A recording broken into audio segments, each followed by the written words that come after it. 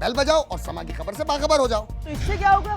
खबरें हो या रीएनेक्टमेंट या हो सुबह सवेरे के टोटके, समा की खबर चाहिए तो बेल बजाइए।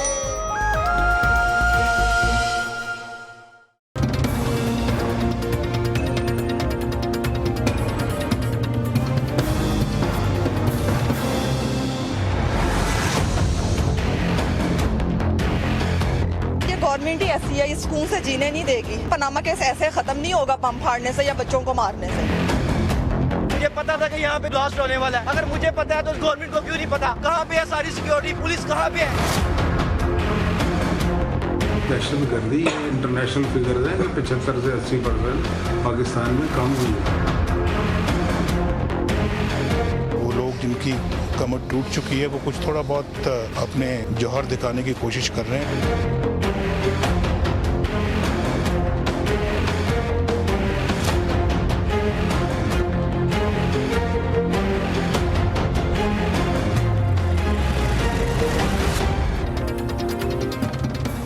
अस्सलाम वालेकुम। आज लाहौर में दोबारा से एक धमाका हुआ और इस धमाके के ऊपर हमें रोज़ाना मज़म्मत के बयानात भी सुनने को मिलते हैं। अफसोस और दुख भी बहुत होता है और हमारे ये दावे जो हैं वो भी बरकरार रहते हैं कि हमने दुश्मन की कमर तोड़ दी है। बस ये तो चंद एक रह गए हैं, बुज़दिल सॉफ्ट टारगेट ढूंढ के आके उसके ऊपर हमलावर हो जाते हैं। लेकिन असल और बुनियादी जो सबसे बड़ा चैलेंज ये है कि अभी तक वो मौजूद हैं जो हमारे शहरों के अंदर दहशत फैला सकते हैं, हमलावर हो सकते हैं और हमारे पाकिस्तानियों की जानें जो हैं ले सकते हैं। खून रेज़ी में वो मुलव्वस अनासर जो हैं अभी भी ज़िंदा कायम हैं। वो हैं कौन? मैं आज इस बुनियादी सवाल से आगाज़ करना चाहता हूँ। मैं प्रोग्राम शुरू करने से पहले मेरे पास दो बयानात हैं, एक वज़ीर-ए-आज़म मुंतखब वज़ीर-ए-आज़म और दूसरे पाकिस्तान के आर्मी चीफ़, जिन्होंने गुज़श्ता रोज़ ही एक ऑपरेशन का ऐलान किया है रद्दुल फ़साद के नाम से। वज़ीर-ए-आज़म साहब ने आज कहा कि ये ऑपरेशन भी प्राइम मिनिस्टर हाउस में मंजूर हुआ था। बड़ी हमें खुशी हुई कि अच्छा सिविल और मिलिट्री साइड इकट्ठे हैं, एक ही पेज पे हैं, टारगेट भी एक ही हैं, एक ही मकासद हैं, तो यकीनन इस दफ़ा कमर तोड़ ही देंगे अगर पहले कमर नहीं टूटी थी। लेकिन उसके बाद जो अगले दो बयानात हैं वो आप सुनेंगे तो जितना परेशान इस वक्त मैं हूँ उतनी परेशानी आपको भी होगी। वज़ीर-ए-आज़म साहब ने कहा, उन्होंने कहा कि हमें एक दूसरे के ख़िलाफ़, इंडिया और पाकिस्तान डिस्कस हो रहा है, हमें एक दूसरे के ख़िलाफ़ साजिशें नहीं करनी चाहिए। अगली लाइन कहते हैं, हमारा आज भी दिल यह है कि तिजारत जो है भारत के साथ उसको फ़रोग़ दिया जाए। इलेक्शन से पहले भी हम ये चाहते थे, आज भी हम यही चाहते हैं। हमने भारत मुखालिफ वोट नहीं लिया, इसके बावजूद हमें लोगों ने वोट दिया। इसके साथ ही थोड़ी ही देर बाद दूसरा बयान आ गया हमारे पास। पाकिस्तान के army chief general Qamar Javed वो सियाचिन ग्लेशियर पे गए और वहाँ जाकर उन्होंने बयान क्या दिया। उन्होंने कहा कि जो ईस्ट की तरफ से ख़तरात हैं, हमें इंडिया की तरफ से जो ख़तरात हैं उसका मौसर जवाब देने के लिए हम पूरी तरीके से तैयार बैठे हुए हैं। 2 दिन पहले उन्होंने क्या बयान दिया? 2 दिन पहले उन्होंने बयान दिया कि भारत पाकिस्तान में दहशतगर्दी को फ़रोग़ दे रहा है, कुलभूषण यादव उसकी मिसाल है। उससे पहले हमारी हुकूमतों के नुमाइंदों ने भी और फ़ौज के नुमाइंदों ने भी क्या बयान दिया? उन्होंने कहा ये दहशत फैलाना इसलिए शुरू हुए हैं, जो लाहौर का पहला ब्लास्ट था, कि यहाँ पर PSL का हम फाइनल करवाना चाह रहे हैं।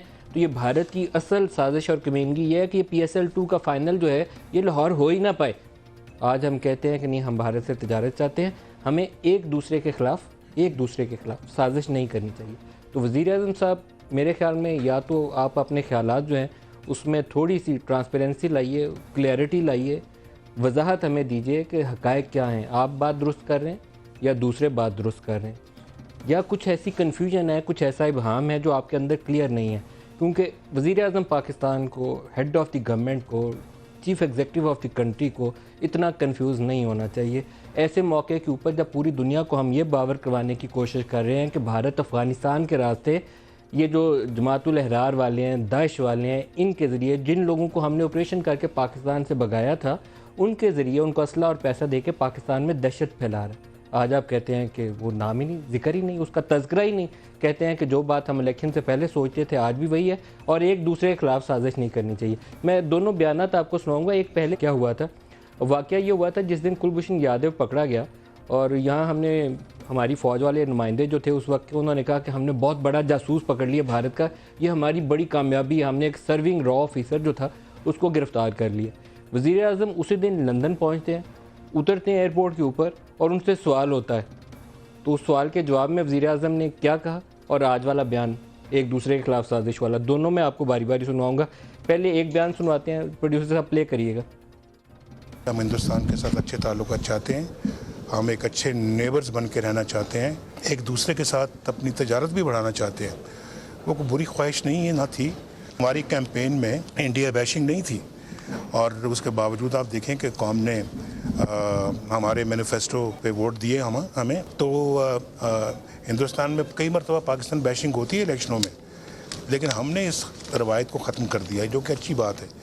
आज भी हमारी यही ख्वाहिश है और हम नहीं समझते कि हमें एक दूसरे के ख़िलाफ़ साजिश करनी चाहिए। ये आज का बयान है उनका। अब मैं आपको अप्रैल 2016 का बयान, जो पहला कुलभूषण यादव की गिरफ्तारी वाला है, वो भी सुनाता हूँ ज़रा। Response level prime minister of Pakistan का, जब उनकी मुल्क की फ़ौज कह रही है कि हमने बहुत बड़ा जासूस पकड़ लिया है, उसका रद्दअमल प्राइम मिनिस्टर ऑफ पाकिस्तान क्या दे रहे हैं, दिखाइएगा। लीक्स के बाद जो है वो स्टोरी राखी एजेंट की बहुत दब गई है, उसके मामले में कुछ वजाहत करें कि क्या आपने मीडिया से बात की?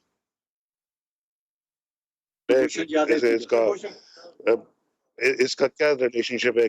जो एक वो तो सब वाकया कौम के सामने आ गया है और हिंदुस्तान का जो था, वो जो स्पाई था, वो पकड़ा भी गया। और लेकिन हम इसके बावजूद चाहते हैं कि ये सिलसिला खत्म होना चाहिए। ये जो मामलात हैं एक दूसरे मुल्क के अंदर दखल अंदाजी के या और जो अपने मफाद हासिल करने के, ये सिलसिला खत्म होना चाहिए और पाकिस्तान और हिंदुस्तान जो अपने मामलात को रिजॉल्व करें, कश्मीर का मसला भी रिजॉल्व हो और दोनों मुल्क के अच्छे हमसायों की तरह से आगे बढ़े। ये बयानात सुनवाने का मकसद आपको ये है, ये बताना नहीं है कि वज़ीर-ए-आज़म पाकिस्तान से उनको खुदा न खास्ता कोई दुश्मनी होगी। बिल्कुल ऐसी कोई बात नहीं है। उनके दिल में पाकिस्तान की उतनी मोहब्बत होगी जितनी मेरे दिल में, लेकिन उनके ख़यालात एज ए चीफ़ एग्जीक्यूटिव, जो स्ट्रेटजी है उनकी, जो हिकमत अमली है, उसमें इतनी ज़्यादा क्लैरिटी होनी चाहिए।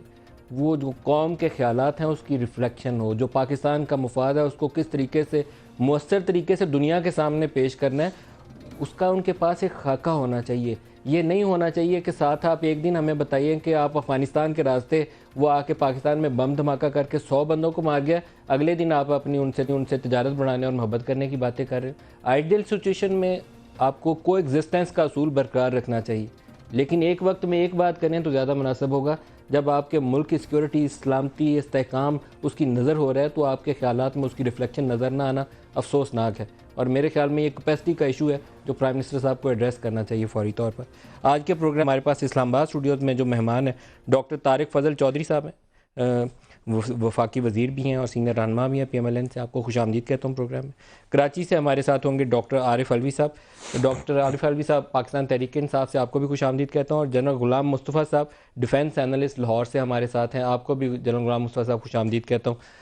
तारिक फजल चौधरी साहब, आपसे आगाज़ करना चाहता हूँ। आप हमें पूरी पाकिस्तानी कौम को एक हफ़्ते से ये सबक दे रहे थे कि ये कमीना दुश्मन, बुज़दिल दुश्मन भारत अफ़गानिस्तान के रास्ते आके पाकिस्तान में जहरियत कर रहा है। वो प्राइम मिनिस्टर के ख़यालात में रिफ्लेक्शन क्यों नहीं है उसकी? बिस्मिल्लाहिर्रहमानिर्रहीम। मलिक साहब, आपने बहुत तफसील से ये सारा पस मंज़र बयान किया प्राइम मिनिस्टर साहब के हवाले से, आर्मी चीफ साहब के हवाले से। मैं आपसे गुजारिश करूँगा कि मुझे 2 से 3 मिनट आप देंगे, क्योंकि ये बात ऐसी है कि जिसका यस और नो में जवाब नहीं दिया जा सकता। मैं आपको थोड़ा सा कंपैरिजन करूँगा और जो आपने सवाल पूछा है उसके हवाले से बड़ा प्रिसाइज बात करूँगा। देखिए, पहली बात तो ये है कि जो आर्मी चीफ हैं वो सिपहसालार हैं, वो बेसिकली एक सिपाही हैं, एक फ़ौजी हैं, और उनकी जो रिस्पांस है वो पाकिस्तान की जो हमारी फ़ॉरेन पॉलिसी है उसके हवाले से, या जो एक स्टेट्समैन का रिस्पांस होता है वो उनका रिस्पांस ना है, ना होना चाहिए। एक सिपाही का रिस्पांस एक सिपाही का होता है, फ़ौजी का रिस्पांस एक फ़ौजी का होता है। तो उन्होंने कहा कि जो हमारी सरजमीन की तरफ देखेगा मैली आंख से, हम उसका सर फोड़ देंगे, हम उसकी आंखें निकाल देंगे, हम हर तरह की जारियत का जवाब देने के लिए बिल्कुल तैयार हैं, दे सकते हैं। ये उनका रिस्पांस था जो बिल्कुल सही था। यही होना चाहिए, इससे ज़्यादा होना चाहिए। मैं समझता हूँ कि उन्होंने बिल्कुल सही रिस्पांस किया। अब जो प्राइम मिनिस्टर का रिस्पांस है, देखिए, सिर्फ ये कह रहे हैं जी कि हमें एक दूसरे के खिलाफ साजिश नहीं करनी चाहिए। तो क्या आप ये चाहते हैं कि प्राइम मिनिस्टर ये कहें कि हम एक दूसरे के खिलाफ साजिश करें? मैं आ रहा हूँ थोड़ा सा। स्टेटसमैनशिप यही है कि हम जो अल्फाज का चुनाव है एक दूसरे के खिलाफ साजिश नहीं। मैं ये कह रहा हूँ स्टेटमेंटशिप। अगर प्राइम मिनिस्टर आप चाहते हैं कि ये कहें कि हम एक दूसरे के खिलाफ साजिशें करें, तो वो ज़्यादा मौजूद बयान होगा। क्या ये बयान दुरुस्त था कि हमें एक दूसरे के खिलाफ साजिशें नहीं करनी चाहिए, जब हम ऐसे वक्त पे नहीं, कह मैं रहे आ हैं रहा कि हूँ, वो मैं आ रहा हूँ, अफगानिस्तान मैंने के आपसे रास्ते कहा था, पाकिस्तान में दहशत तो फैला वो रहा है। सर आप कह चुके हैं, मैं आ रहा था कि मैं ज़रा थोड़ा सा 2 मिनट आप देंगे तो मैं बिल्कुल इस पूरी सिचुएशन को एक्सप्लेन करूंगा। अब प्राइम मिनिस्टर जो है वो एक स्टेट्समैन है, उन्होंने पाकिस्तान को जो देखना है मुझे तो वो उनकी कैपेसिटी फॉरेन का इशू पॉलिसी लगता है जी, नहीं, बुरा ना सुने ना, मानिएगा, ये अभी मैंने कहा था statesmanship मुझे नहीं है। अनइंटरप्टेड 2 मिनट देंगे, आपने मशम 10 मिनट बात की। वो स्टेट्समैन है, वो एक कायद है, वो एक लीडर है, वो पाकिस्तान को पूरे रीजन के हवाले से देखते हैं। अब पाकिस्तान में दहशतगर्दी क्यों हो रही है, जो हमारी लॉ इन्फोर्सिंग एजेंसीज़ हैं, जो हमारे इंटेलिजेंस के इदारे हैं, अफवाज पाकिस्तान हैं, उन्होंने इसका मुकाबला करना है अंदरूनी तौर पे। अब प्राइम मिनिस्टर का काम ये है कि बैरूनी तौर पे भी जो ख़तरात हैं उन्हें ये भी देखना है कि पाकिस्तान के अंदर कौन कौन सी ऐसी चीज़ें बेहतरी की तरफ जा रही हैं, हम किन मैदानों में, किन सेगमेंट्स में हम तरक्की कर रहे हैं, इकॉनमी हमारी कहाँ जा रही है, CPEC के कौन कौन से मुखालिफ मुल्क हैं, इन सब को सामने रखते हुए उन्होंने एक पॉलिसी बनानी है। और प्राइम मिनिस्टर का जो पैगाम है वो सिर्फ इंडिया के लिए नहीं है, वो हमारे पूरे रीजन के लिए है। और वो पाकिस्तान का जो चेहरा दुनिया को दिखा रहे हैं वो ये दिखा रहे हैं कि हम पुरअमन हैं, हम किसी के बारे में एग्रेसिव नहीं हैं, हम सबके साथ ये चाहते हैं कि हमारे अच्छे ताल्लुकात हों, पीसफुल रिलेशंस हो, ना हम दरअंदाजी किसी के साथ करते हैं और ना हम चाहते हैं कि कोई दरअंदाजी पाकिस्तान के साथ आके करे। इसका कतई तौर पर यह मतलब नहीं है कि अगर इंडिया हमारे मुल्क में साजिश कर रहा है और कई दफ़ा ये साजिश पकड़ी गई है, जब पकड़ी गई है तो उसका बरमला इज़हार किया गया है। हमारे बलूचिस्तान में हुई, हमारा जो हमारे पाकिस्तान मुस्लिम लीग नून के चीफ मिनिस्टर हैं, उन्होंने कहा कि यहाँ पे इंडिया ने कमजोर पॉलिसी की अक्कासी है वज़ीर आज़म साहब का बयान, बुरा ना मानिए। मोदी ने लाल किले के ऊपर खड़े होकर कहा था बलूचिस्तान के लोग, आप जो पाकिस्तान के लोग, मैं दोबारा ये बात कह रहा हूं, मुझसे मदद मांग रहे हैं, लाल किले पे खड़े होकर उसने कहा था। प्राइम मिनिस्टर ने पूरी हमारा जवाब क्या है? देखिए सुने ना, प्राइम मिनिस्टर ने पूरी दुनिया को पाकिस्तान का एक इमेज दिखाना है, एक चेहरा दिखाना है। दुनिया में क्या कह रही है, हमें साहब जो ये भी तो दरपेश खतरा है वो भी तो दिखाना दुनिया है कि आपको नहीं ये कह दिखाना? रही है कि पूरी दुनिया में दहशतगर्दी जो हो रही है उसके ताने बाने पाकिस्तान से आते हैं, पाकिस्तान की सरजमीन इस्तेमाल हो रही है। हमने ये बताना है पूरी जनरल दुनिया गुलाम को, मुस्तफा साबित साहब से भी करना इस पे मैं रद्द-ए-अमल ले है लूं। कि यहाँ पे हमारी ना सरजमीन जनरल गुलाम इस्तेमाल हो रही मुस्तफा है, साहब हम खुद दहशतगर्दी का 10 शिकार मिनट हैं पहले और 2 अमन बयान चाहते आए हैं। हैं, एक बयान वज़ीर पाकिस्तान का है और दूसरा आर्मी चीफ का है। और वो जो हम रोज़ कहते हैं ना कि हम सब सेम पेज पे हैं, ये वो सफ़ा है जिस पे कभी इकट्ठे हुए ही नहीं है दोनों। अब मैं किसका बयान दुरुस्त मानूं जी, आर्मी चीफ का मानूं या वज़ीर आज़म पाकिस्तान का? मलिक साहब, इशू थ्रेट परसेप्शन को समझने का है, जिसमें किसी को पाकिस्तान में किसी को शक नहीं है कि पाकिस्तान जिस मुश्किलात में घिरा हुआ है, ये इसका बहुत सारा सेहरा हिंदुस्तान के सर पे है। चीफ आर्मी स्टाफ की हद तक तो जो बात थी वो हमने कर दी। मैं और मेरे साथ इस कौम के बहुत सारे लोग ये सुनना चाहते थे कि मेरे वज़ीर आज़म का रिस्पॉन्स क्या होगा जब ये मुल्क खून में नहाया हुआ है और जो इसमें ज़िम्मेदार है, हम उसके साथ किस तरीके से बात करेंगे और दुनिया को क्या पैगाम देंगे। मुझे अभी तक ये बात समझ नहीं आई कि हमें सारी दुनिया की खुशी का ख्याल है, पाकिस्तान की खुशी का, पाकिस्तान की बेहतरी के लिए जो इक़दाम चाहिए, जो अल्फाज में वज़ीर आज़म के मुँह से सुनना चाहता हूँ, मैं स्टेट्समैन वज़ीर आज़म को तब मानूंगा जब वो दुनिया को बताएंगे कि पाकिस्तान जिन खतरात में घिरा हुआ है, हमारे अंदर तो इशू है ज़रूर, लेकिन इस इशू को एक्सप्लॉइट करने के लिए भारत अफगानिस्तान में बैठकर खुद भी और दूसरे लोगों की सरपरस्ती भी कर रहा है और पाकिस्तान को डिस्टेबलाइज करने के लिए अपनी तमाम कुव्वत को बरकरार ला रहा है। जब तक हमारा ये कॉवेब्स हमारे जहन में क्लियर नहीं होंगे और ये इंप्रेशन होगा कि आर्मी चीफ किसी और तरीके से सोच रहे हैं, आर्मी किसी और तरीके से सोच रही है, उनकी थर्ड परसेप्शन कुछ और है, तो आपकी जो टोटल रिस्पॉन्स है उसमें बहुत डायकाटमी भी होगी, उसमें बहुत कमी भी रह जाएगी। यही वजह है कि आज तक देखिए, स्वास्थ्य से लेकर आज तक बेहिसाब ऑपरेशन करने के बावजूद अभी तक हमने जो सियासी अमल को जिस तंदही से आगे बढ़ाना था, हम उससे पीछे रह गए हैं, क्योंकि हमें जो रिस्पॉन्स है हमारी वो पैची है, वो क्लियर नहीं है, वो फोकस नहीं है। डॉक्टर आरिफ अलवी साहब, आपसे भी जानना चाहता हूं, क्यों एक दूसरे से तजादात हमें नजर आते हैं बयानात के अंदर? जनाब अली, मैं चंद बातें कहना चाहता हूँ। मैं सिर्फ ये कहना चाहता हूँ कि मुझे सख्त इसमें बेचैनी है। बेचैनी इस माना कर है कि कुलभूषण यादव का नाम भी प्राइम मिनिस्टर के मुंह से आज तक नहीं निकला। मैं एटलीस्ट मैं वाकिफ़ नहीं हूँ कि किसी पब्लिक फोरम में उन्होंने इस बात को ओन किया या नाम लिया हो। एक बात। दूसरी बात ये कि मैं ये समझता हूँ कि ये बात कहना कि हम एक दूसरे के ख़िलाफ़ साजिशें ना करें, इसका मतलब क्या प्राइम मिनिस्टर साहब ने पाकिस्तान के प्राइम मिनिस्टर साहब ने ये एडमिट कर लिया है कि पाकिस्तान हिंदुस्तान के ख़िलाफ़ साजिशें करता है, इस लेवल की साजिशें करता है कि दहशतगर्दी करे। कितने अफसोस की बात है कि मैं अपने प्राइम मिनिस्टर से बात सुनूं कि हम एक दूसरे के ख़िलाफ़ साजिशें ना करें। यानी ये तो हो सकता है कि हम एक दूसरे से नफरत ना करें या हम एक दूसरे से ये करें, मगर ये कि साजिशें ना करें, तो ये एडमिशन है। तीसरी बात मैं आपसे ये कहना चाहता हूँ कि स्टेट्समैन की बात की मेरे भाई ने, वही स्टेट्समैन हिंदुस्तान के अंदर जो प्राइम मिनिस्टर है वो कहता है कि जी बलूचिस्तान के लोग मुझसे राब्ते में हैं। वो कहता है, वहाँ के जनरल ये कहते हैं कि जी मैंने पिछले दिनों एक टीवी क्लिप देखा, वो सरदारी जी रिटायर्ड जनरल हैं, उन्होंने कहा जी हमारी पॉलिसी तो ये है कि हम बलूचिस्तान में और मुख्तलिफ जगहों में पाकिस्तान के ख़िलाफ़ दहशतगर्दी करके ब्लीड करें।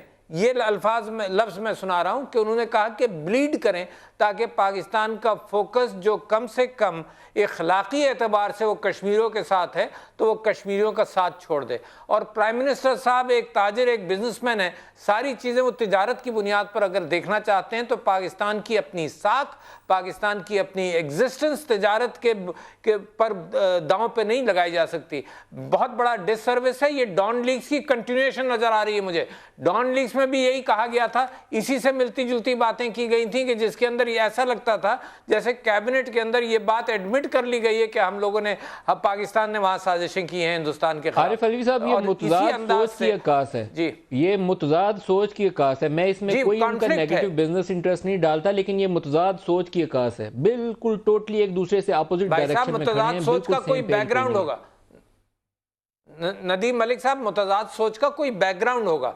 मुतज़ाद का बैकग्राउंड ये है कि मुसलसल उनके बात पर यह आता है कि तिजारत करनी है, तिजारत करनी है। मुल्क और कौम का फोकस जब उधर है कि हिंदुस्तान हमारे खिलाफ साजिशें कर रहे हैं, इस वक्त तिजारत उनके मुंह पर आना नहीं चाहिए। उनके मुंह पर तो ये बात आनी चाहिए कि पाकिस्तान के अंदर जानों का ज़िया है, कश्मीर के अंदर इतनी जानों का ज़िया हुआ तो प्राइम मिनिस्टर हमारा तो ये कहे कि जी इंसानी हुकूक के एतबार से वहाँ मुसलमानों के ख़िलाफ़ तुम लोगों को छन्नी कर रहे हो, और पाकिस्तान के अंदर भी हमारे पास रिपोर्ट्स हैं, डॉसियर दिया जाए, कुछ कहा जाए, कुछ जो ऑर्गेनाइजेशन ऑफ इस्लामिक कंट्रीज है, सऊदी अलायंस, उन लोगों को कहा जाए, यूएई के लोग जाते हैं हिंदुस्तान, उनको सबसे बड़ा अवार्ड मोदी साहब को दिया जाता है, तो कम से कम हमारी फॉरेन पॉलिसी इसी वजह से कमज़ोर है कि प्राइम मिनिस्टर साहब वो लीडरशिप नहीं दिखा रहे, वो नीचे हिंदुस्तान की इंटरनेशनल साजिशों के नीचे ही चल रहे हैं, और स्लो मोशन या नी जर्क रिएक्शंस के एतबार से उनकी सारी गुफ्तगू है, सारी प्लानिंग है,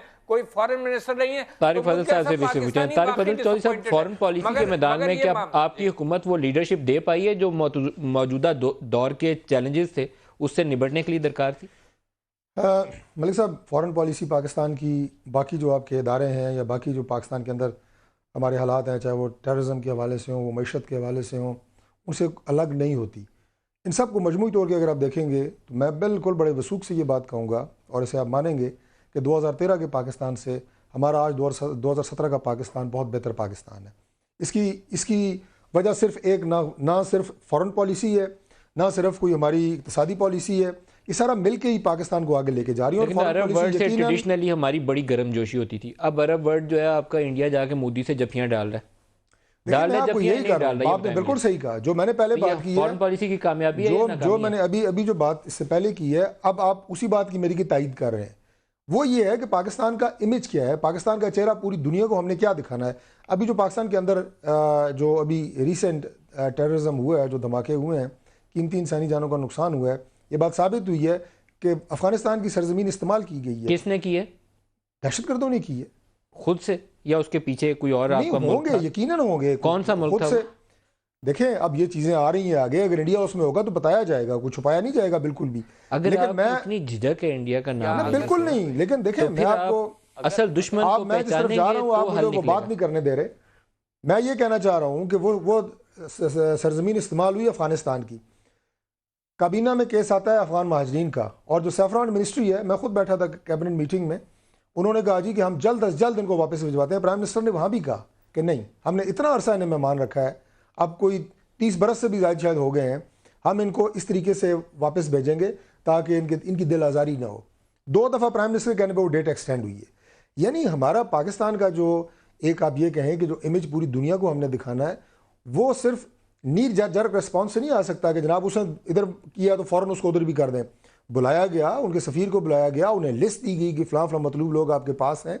लेकिन मैंने जैसे कहा ना कि प्राइम मिनिस्टर की एज ए स्टेट्समैन जो सोच है या जो उनके तर्ज सियासत है, वो हमारे मुल्क को पूरी दुनिया में एक पुरअमन मुल्क, और उसके साथ साथ इस रीजन में हम ना कोई शरारत करना चाहते हैं। और जो अलवी साहब ने कहा कि इसका मतलब ये है कि हम साजिश करें, इसका ये मतलब नहीं है। इसका मतलब ये है कि ना हम दरअंदाजी किसी के साथ कर रहे हैं, ना किसी को करने देंगे। और ये पैगाम प्राइम मिनिस्टर दे रहे हैं, जो मेरा ये ख्याल है कि अगर अमन के हवाले से इसको देखा जाए तो ये पैगाम ऐसा नहीं है कि कोई हम एक ब्रेक ले लें, इस टॉपिक को और करेंगे। एक ब्रेक ले लें जी, ब्रेक के बाद इसके ऊपर और बात करते हैं। हमारे साथ रहिए।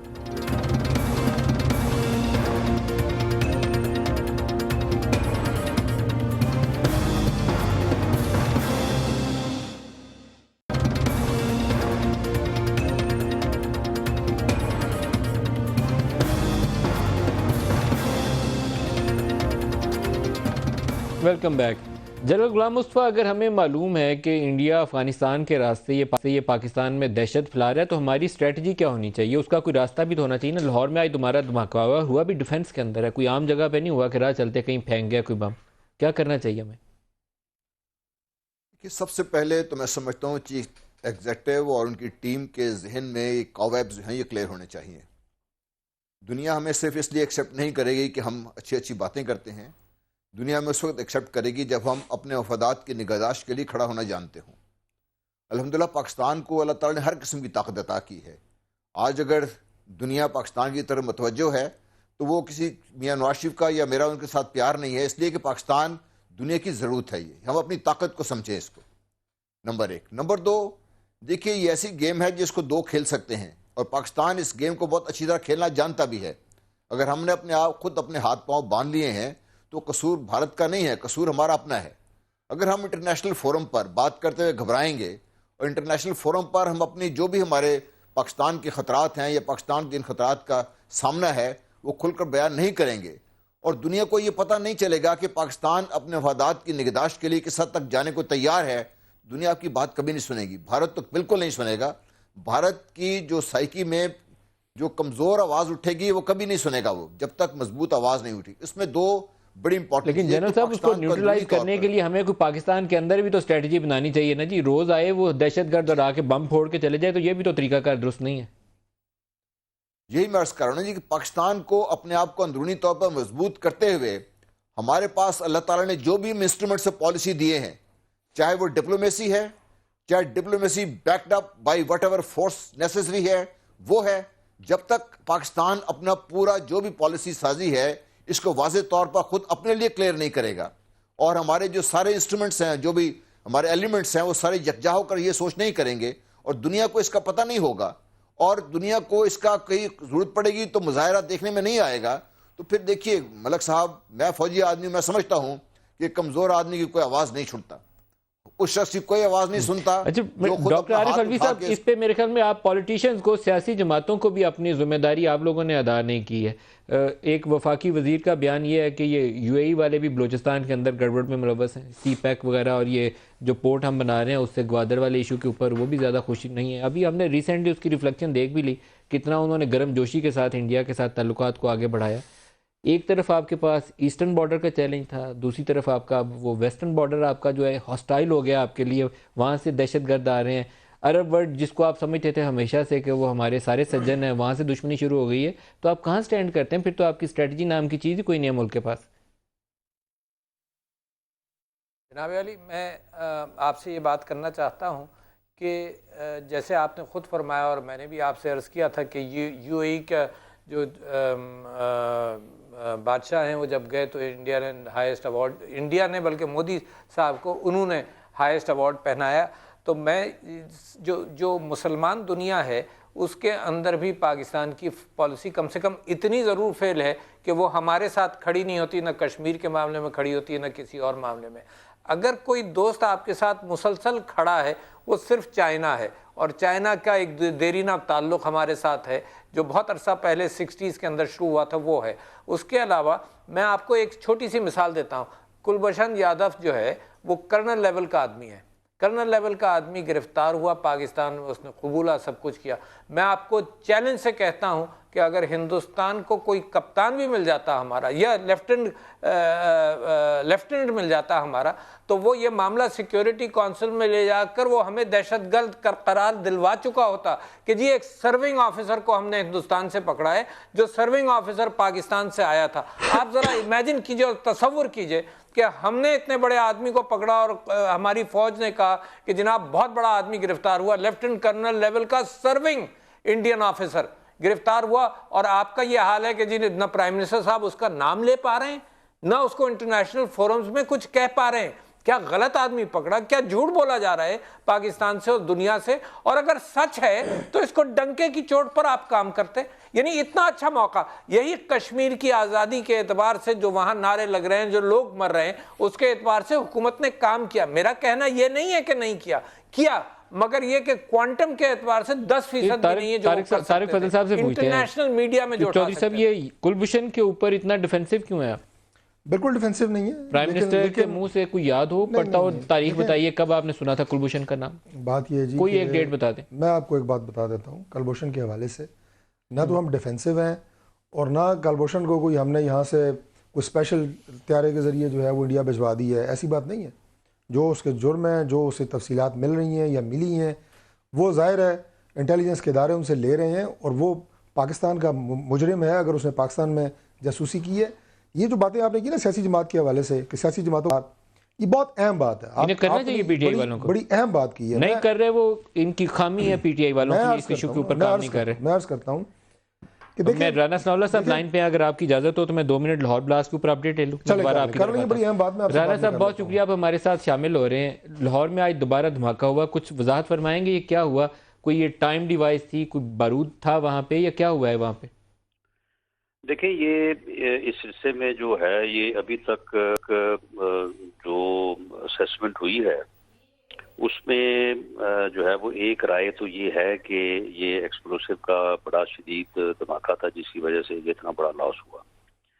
लेकिन दूसरी तरफ जो एविडेंस वहाँ से मिली है कि कोई भी जख्मी जो है, क्योंकि अगर वहाँ पे कोई बम नस्ब था तो उसके कोई पिलर्स, उसके कोई जो है वो वायरिंग छर्रे जो है वो लोगों को हिट करने चाहिए थे। अगर कोई खुद जैकेट थी तो फिर भी ऐसा ही होना चाहिए था। लेकिन जितने भी जख्मी हुए हैं वो जो धमाके से जो मटेरियल वहाँ से ब्लो अप हुआ है और बिल्डिंग्स के शीशे टूट के लगे हैं, तो उसकी वजह से जो है वो लोग जख्मी हुए हैं और हलाकतें हुई। तो इस तरह से दोनों राय मौजूद हैं। एक जख्मी का ये बयान भी सामने आया है कि जी 4 सिलेंडर जो है वो कल मंगवाए गए थे और 3 जो है वो नीचे पड़े थे और 1 को जो है ऊपर ले जाया गया था। तो ये दोनों राय मौजूद हैं, दोनों की अपनी अपनी जो है वो दलील भी है, लेकिन हतमी राय जो है वो फोरेंसिक लेबोरेटरी के लोग ही दे सकते हैं। तो ये शाम में सीटीडी वालों ने भी, राना साहब ने कुछ कहा है कि कुछ 10 किलो के करीब हम बारूदी मवाद मौजूद था जिसकी वजह से धमाका हुआ। लेकिन ये उनकी राय है, हतमी राय जो है वो फोरेंसिक लेबोरेटरी की होगी। लेकिन वहाँ पे प्रॉब्लम ये हुआ कि जब ये धमाका हुआ तो ये बिल्डिंग का सारा मलबा और वो ग्राउंड फ्लोर जो है ये सारा बेसमेंट में जाके गिर गया। अब फोरेंसिक लेबोरेटरी वाले जो है वो बिल्डिंग को क्लियर मानते हैं कि जी हमें आप क्लियर करके दें ताकि हम जाके वहाँ पे असेसमेंट करके आपको हतमी जो है वो राय दे सके।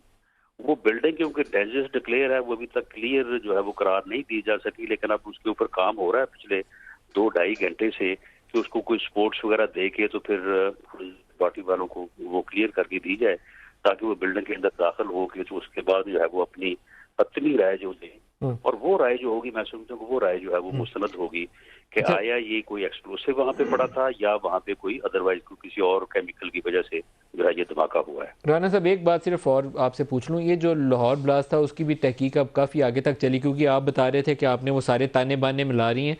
क्या अब हम क्लियरली बता सकते हैं कि इनको सपोर्ट अफगानिस्तान से मिल रही थी या हैंडल या इनको ऑर्डर जो थे वो अफगानिस्तान के रास्ते पाकिस्तान में ये दहशत फैलाने का हुक्म दिया था? हम क्लियरली इस्टेब्लिश कर सकते हैं या अभी नहीं कर सकते? जी, ये वो अपना नदीम मलिक साहब, वो जो अनवारुल हक है, उसने बड़ा क्लियर बताया कि वो इससे पहले भी लाहौर में जो है वो रहा है, काम करता रहा है। 3 साल पहले जो है वो उसका कहना है कि मैं मुंसलिक हुआ हूँ जमातुल अहरार से, वहाँ से उन्होंने ट्रेनिंग की है, उनके लिए काम करने के लिए मोटिवेट हुआ है। खुद वो जाके लेके आया है उसको तोरखम से खुद कुछ बम्बार को। यानी ये इतने नैरो नेटवर्क से काम करते हैं कि ये 3-4 लोग हैं टोटल।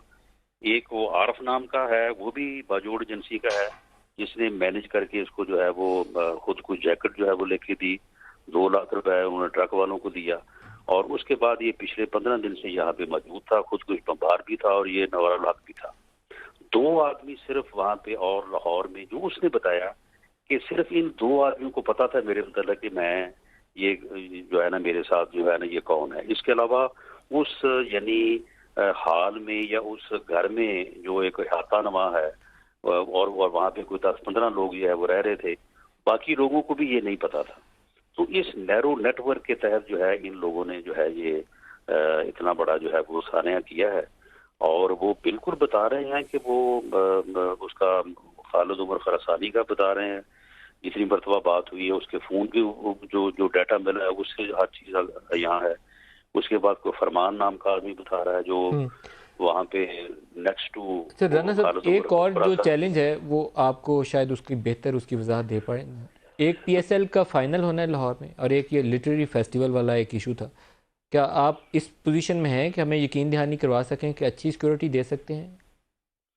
जी बिल्कुल, इंशाल्लाह ताला उनके लिए जो है वो हमने कल मीटिंग की थी और उसमें जो है वो फुल प्रूफ सिक्योरिटी और बाकी तमाम अरेंजमेंट से मुतल्लिक जो है वो सारी चीज़ें जो है वो तय हुई थी। और आज दोबारा जो है वो मीटिंग है जिसमें दूसरी जो है वो लॉ एनफोर्समेंट एजेंसी के लोगों ने भी शिरकत करनी थी, लेकिन आज फिर आपके इल्म में है कि ये सुबह ये वाक़या हो गया, पर आज मीटिंग तो नहीं हो सकी। लेकिन वाला अभी हमें इस बात का तयन जो है ये हो जाए कि ये वाक़या जो है ये क्या ये एक्सप्लोसिव है, दहशतगर्दी है या वहाँ पे कोई और मामला है। लेकिन राना साहब, आप अभी इस मामले को ऑप्शंस ओपन है कि हमने PSL का फाइनल के लिए जाना है या नहीं जाना, और लिटरेरी फेस्टिवल वो करवाना है या नहीं करवाना, ये ऑप्शन अभी ओपन है, अभी फैसला करना है? नहीं, अभी देखें इसमें ये फैसला जो है ये तो कोई यानी कोई साइड भी वो हमारी साइड हो या दूसरी तरफ हो, ये तो म्यूचुअली होने वाले फैसले हैं। ये किसी ने कोई यकतरफा तौर पे तो किसी ने नहीं करने। तो बहरहाल इन चीज़ों का अगर राना साहब, मैं इससे ये आसान लफ्ज़ों में, आप इदारों की सिक्योरिटी के इदारों से पहले इनपुट लेंगे फिर फैसला करेंगे? नहीं, इसमें देखें इसमें जो हमने अरेंजमेंट्स करने हैं उसके लिए यकीनन जो है वो हमने इन चीज़ों को भी पेश नज़र रखना है। अगर ये आज का वाक़या जो है ये दहशतगर्दी नहीं है तो और बात है, अगर ये वाक़या दहशतगर्दी है तो ये वाक़या क्यों हुआ, एक्सप्लोसिव क्यों आया, उनके क्या मकासद थे, ये अगर ट्रांजिट था तो उसने कहाँ जाना था, क्या इसका नेटवर्क है। तो ये सारी चीज़ें जो है ये सारी चीज़ें रेलेवेंट हैं। मैं अपने तौर पे इंडिविजुअली मैं ये नहीं कह सकता कि इन चीज़ों को जो है वो कंसिडर नहीं किया जाएगा, और ना ही मैं ये कह सकता हूँ इनकी बुनियाद के ऊपर जो है वो कोई फैसला किया जाएगा। Fair enough. राना सनाउल्लाह साहब, बहुत शुक्रिया। आप एक ब्रेक ले लेंगे, हमारे साथ रहिए।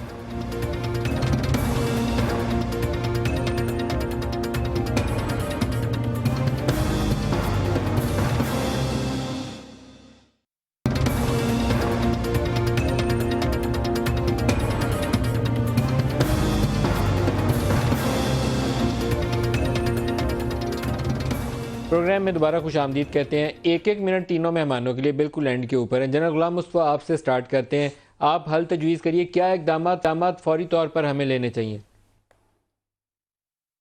हमें अपनी अंदरूनी जो कमज़ोरियाँ हैं उनको दूर करते हुए एक वाज़ेह पॉलिसी अपनानी पड़ेगी जो हमारी टोटल फॉरेन पॉलिसी में उसका हिस्सा बनेगी। ख़ास तौर पे जो भारत हमारा दुश्मन है, जब तक अपने दुश्मन को रिकगनाइज़ नहीं करेंगे, उनको उसके साथ डील करने के लिए स्ट्रेटजी नहीं बनाएंगे, आप जो भी कर लें आपकी कामयाबी नहीं होगी इसमें। डॉक्टर आरिफ अलवी साहब, पनामा के ऊपर आज फैसला रिजर्व हो गया, अब आपको दूसरे चैलेंजेस के लिए भी आवाज़ उठानी चाहिए और फोकस अपना कुछ उधर भी शिफ्ट करना चाहिए। भाई साहब, मैं आपसे एक बात अर्ज़ कर दूं कि फ़ॉरेन पॉलिसी के मामले में सारा पाकिस्तान, सारी पार्टी इंशाअल्लाह सपोर्टिव है और इकट्ठा होगी, मगर उसके साथ साथ कश्मीर का मामला हो, उसके साथ साथ मैं क्लियर 3-4 बातें कहता हूँ। मैं कहता हूँ कि फ़ौरन एक फ़ॉरेन मिनिस्टर अपॉइंट किया जाए। मैं कहता हूँ कि हुकूमत पनामा में जितनी डिस्ट्रैक्टेड थी, सारे मिनिस्टर्स वहाँ थे, हालांकि मामला सिर्फ प्राइम मिनिस्टर का था, वो डिस्ट्रैक्शन फ़िलहाल तो कम हुआ है, तो लिहाजा फोकस करें।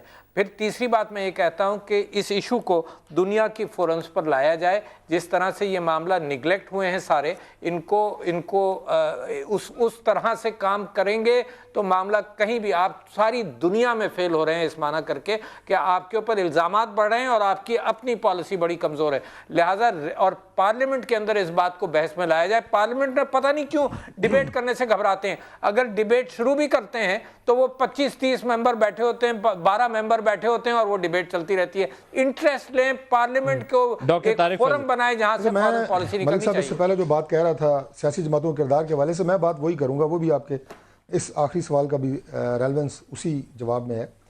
देखिए, बदकिस्मती से पाकिस्तान में जो सियासी जमातें हैं, मैं अपोजिशन की जमातों की बात कर रहा हूँ, उन्होंने पाकिस्तान की कौमी सलामती के इशू के ऊपर भी गैर संजीदा रवैया रखा हुआ है। कैसे?